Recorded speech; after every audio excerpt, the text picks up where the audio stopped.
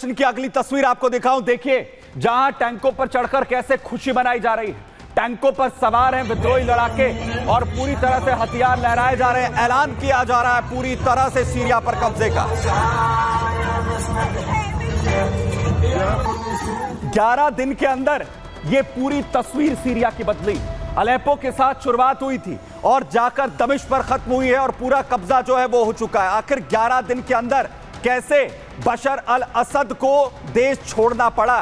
दरअसल 27 नवंबर को सेना और विद्रोहियों के बीच सबसे पहले संघर्ष की शुरुआत हुई। 1 दिसंबर की तारीख जब अलेप्पो पर विद्रोही गुट HTS का कब्जा हो जाता है, वहीं 5 दिसंबर को विद्रोही गुट हमा और शहर पर भी कब्जा कर लेते हैं। HTS का कब्जा जो है वो हमा पर भी हो जाता है। 6 दिसंबर दारा में स्थानीय विद्रोही गुट जो कब्जा अपना कर लेते हैं। इसके अलावा 7 दिसंबर जब होम पर भी HTS के लड़ाकों का कब्जा हो जाता है और 8 दिसंबर को दमिश्क पर भी कब्जा यहां पर कर लेते हैं और हालात ये हो जाते हैं कि बशर अल असद को अपनी जो सत्ता है वो यहां पर छोड़नी पड़ती है। लेकिन जो लगातार तस्वीरें सामने आ रही हैं वो सिर्फ और सिर्फ सीरिया से नहीं, इस्तांबुल से, टर्की से भी सामने आ रही हैं। इस्तांबुल में जहां पर तुर्की में कैसे जो सीरियाई लोग हैं वो जश्न मनाते हुए दिख रहे हैं।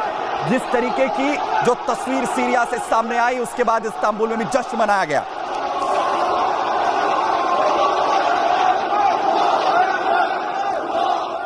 लेकिन बशर अल असद के खिलाफ जो विद्रोही गुटों की तरफ से बड़े हमले किए गए हैं, लगातार जिस तरीके से बशर अल असद को अपने कदम पीछे जो है वो खींचने पड़े, इसकी क्या कुछ वजह है, कौन कौन इसमें शामिल रहा है, कौन कौन से लड़ाके आपको बताता हूं जिसने बशर अल असद को सत्ता छोड़ने के लिए मजबूर यहां पर कर दिया।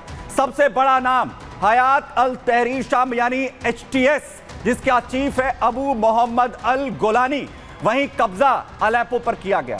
FSA यानी फ्री सीरिया आर्मी, जिसका चीफ है रैद अल असद, जिसकी तरफ से बड़े हमले किए गए। कब्जा किया दारा और सुवैदा पर, जिसने दमिश्क पर भी अब कब्जा किया है। वहीं अगला नाम है जबल अल अरब का। FSA के साथ मिलकर लड़ने का ऐलान कर दिया बशर अल असद की सरकार के खिलाफ।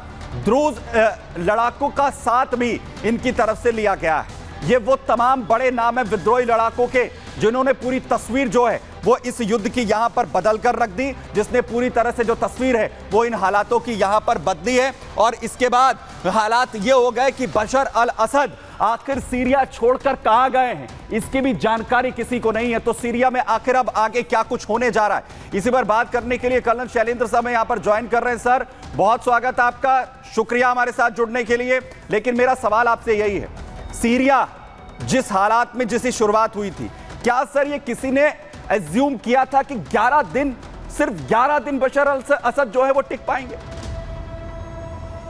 जय हिंद, नमस्कार। देखिए, ये गलत हो जाएगा मेरे लिए कहना कि ये सरकार का तख्ता पलट सिर्फ एक्चुअली 11 दिन के वजह से हुआ है, क्योंकि हम देखते आए हैं सीरिया में गृह युद्ध बहुत समय से चल रहा है।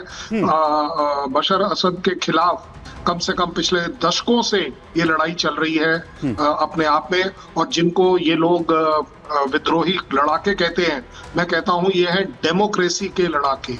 इन्होंने डेमोक्रेसी के लिए लड़ाई लड़ी है और असद ने थ्रू आउट एक तरीके से डिक्टेटोरियल एटीट्यूड रहा है अपनी कंट्री को डालने के लिए। और उसका जीता जागता प्रूफ है कि तकरीबन 5 लाख से ज्यादा लोग मारे गए हैं लोकली।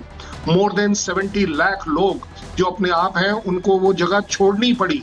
70 लाख कोई छोटा वो नहीं होता है। और उससे भी बड़ी बात है कि जिस बर्बरता से उन्होंने लड़ाकों को या पब्लिक को मारा है, जहां पर केमिकल बॉम्ब्स का इस्तेमाल किया गया है, सेरीन गैस का इस्तेमाल किया गया है, जो कि यूनाइटेड नेशन ने एक्नॉलेज करा और क्रिटिसाइज किया। ज्यादा बड़ी बात यह है कि यस, इन 11 दिन में ऐसा क्या हुआ कि जिस वजह से तख्ता एब्सोल्युटली पलट गया। मुझे लगता है पहली बार USA इतना ओपनली, इतने खुलकर हवाई जहाज के द्वारा अटैकिंग के तौर पर आ गया।